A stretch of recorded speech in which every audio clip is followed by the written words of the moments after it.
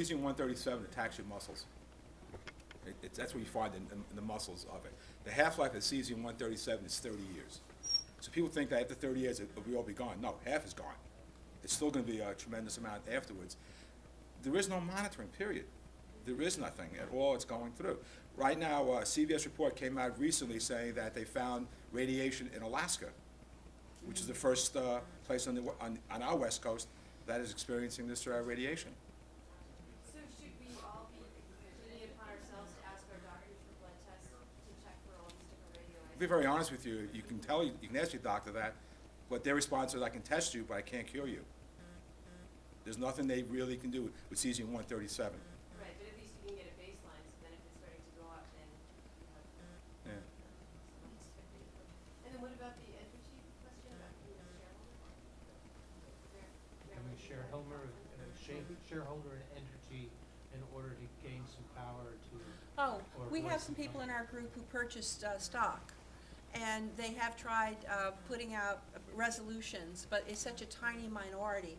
And it's actually a growing movement, not just for Indian Point, but for people who are unhappy with the corporation to go to these annual stockholder meetings and try to pass differing resolutions from what they're recommended. It's tough.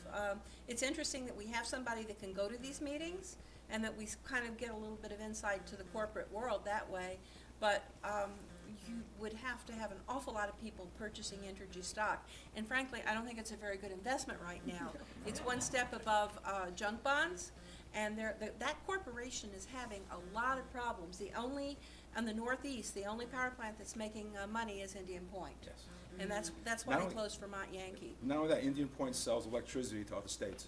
Exactly. And it sells it to Canada also. We use in our grid, you don't get any electricity from it. You get all of the risk and none of the electricity. We get maybe 5% of the electricity and even more of the risk. Yes. One of the things you talked about, buying stock and so forth. Exxon was started by John D. Rockefeller.